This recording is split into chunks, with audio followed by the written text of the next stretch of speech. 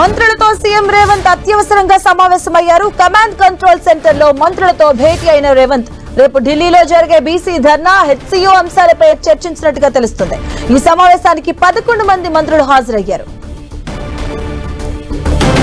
ఇదే అంశానికి సంబంధించిన పూర్తి అప్డేట్స్ మా కరెస్పాండెంట్ ప్రతాప్ అందిస్తారు. ప్రతాప్, కాసేపటి క్రితమే సీఎం రేవంత్ రెడ్డి కేబినెట్ సహచార మంత్రులతోటి భేటీ కావడం జరిగింది. ముఖ్యంగా ప్రస్తుతం హెచ్సీయూ భూముల అంశం అయితే చాలా తీవ్రంగా అంశం అయితే ప్రభుత్వానికి ఒక సవాల్గా మారిందని చెప్పుకోవచ్చు. ఒక 2-3 రోజుల నుంచి ప్రతిపక్షాలంతా కూడా హెచ్సీయూ భూముల వేలానికి సంబంధించిన దానిపైన కూడా తీవ్రంగా అభ్యంతరం వ్యక్తం చేస్తున్న పరిస్థితి ఉంది.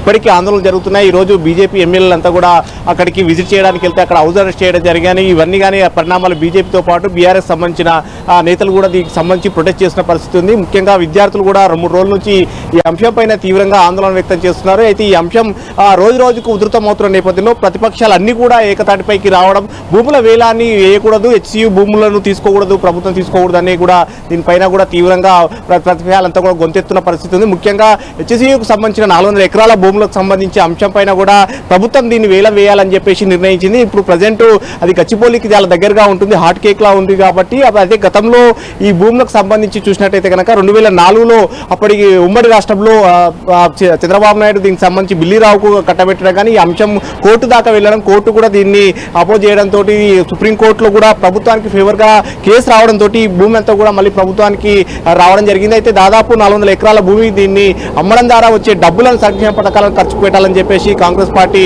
ప్రభుత్వం అయితే ఆలోచన చేస్తుంది. అయితే ప్రభుత్వం చేస్తున్న ఈ అంశానికి సంబంధించి 2-3 రోజుల నుంచి కూడా అక్కడ చదువు చేస్తున్న అంశానికి సంబంధించి కానీ విద్యార్థులు ఆందోళన వ్యక్తం చేయడం, ప్రతిపక్షాలు చేస్తున్న ఈ ఆందోళన విషయంలో సంబంధించి కూడా జరుగుతున్న పరిణామాలన్నిటిపైన, తాజాగా జరుగుతున్న అంశాలన్నిటిపైన డిస్కస్ చేయడానికి కేబినెట్ సహచార మంత్రులందరూ కూడా సీఎం రేవంత్ రెడ్డి ఆహ్వానించారు. కాసేపటి క్రితమే కమాండ్ కంట్రోల్ సెంటర్ లో దీనికి సంబంధించి కూడా డిస్కషన్ చేస్తున్నారు. ఫర్దర్ గా ఎలాంటి నిర్ణయం తీసుకోవాలి, ఏ విధంగా ముందుకెళ్లే దానిపైన కూడా డిస్కషన్ చేస్తున్న పరిస్థితి ఉంది. Okay, thank you Pratap.